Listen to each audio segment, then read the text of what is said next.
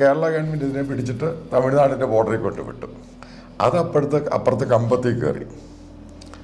അവിടുന്ന് പിന്നെ അവരതിനെ പിടിച്ചിട്ട് വേറൊരു ഭാഗത്താക്കി. പക്ഷെ എന്നോട് വളരെ ചില ഓഫീഷ്യൽസ് പറഞ്ഞു, ഞങ്ങൾ വേനെ തട്ടി. ഓക്കെ, കാരണം ഞങ്ങൾക്ക് ഈ ആനയുടെ പുറകെ അടക്കാൻ പറ്റത്തില്ല. കാരണം ഞങ്ങൾക്ക് അവർ പറയാം, അവർക്ക് മനസ്സിലായി ഈ ആനയും കൊണ്ട് ഫർദർ എന്ത് ചെയ്താലും പ്രശ്നമായി. അരിക്കൊമ്പനെ തമിഴ്നാട് തട്ടി. മാധ്യമപ്രവർത്തകൻ മാത്യു സാമുവലിന്റെ ഈ ആരോപണം പൂർണ്ണമായി നിഷേധിക്കുകയാണ് തമിഴ്നാട് വനംവകുപ്പ്. ഫെബ്രുവരി 6 മുതൽ 12 വരെയുള്ള അരിക്കൊമ്പന്റെ റൂട്ട് മാപ്പ് പുറത്തുവിട്ടാണ് തമിഴ്നാടിന്റെ മറുപടി.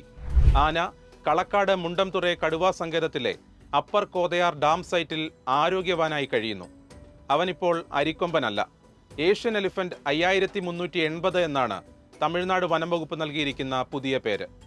4 മണിക്കൂർ കൂടുമ്പോൾ റേഡിയോ കോളർ സിഗ്നൽ പരിശോധിക്കുന്നുണ്ട്. ജൂൺ 6-നാണ് അരിക്കൊമ്പനെ തിരുനെൽവേലിയിലെ കടുവാ സങ്കേതത്തിൽ തുറന്നുവിട്ടത്.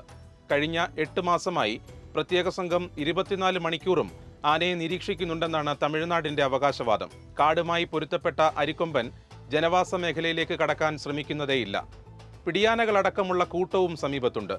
ഇതൊക്കെയാണെങ്കിലും റൂട്ട് മാപ്പിൽ ഒരു കാര്യം വ്യക്തമാണ്.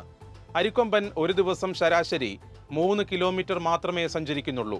ഇടുക്കി ചിന്നക്കനാലിലും ശാന്തൻപാറയിലും സൂര്യനെല്ലിയിലും കാടും മലയും കയറിയിറങ്ങി വിഹരിച്ചിരുന്ന ആനയുടെ ചലനങ്ങൾ ഇപ്പോൾ പാടെ കുറഞ്ഞിട്ടുണ്ട്.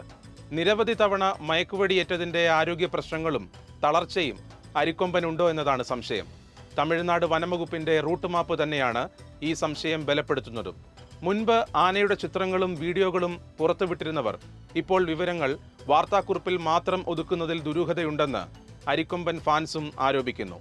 അതേസമയം കേരളത്തിന് എല്ലാ ദിവസവും കൈമാറുന്ന റേഡിയോ കോളർ സിഗ്നൽ പ്രകാരം കേരള തമിഴ്നാട് അതിർത്തിക്ക് 15 കിലോമീറ്റർ അകലെയാണ് ഇപ്പോൾ അരിക്കൊമ്പനുള്ളത്.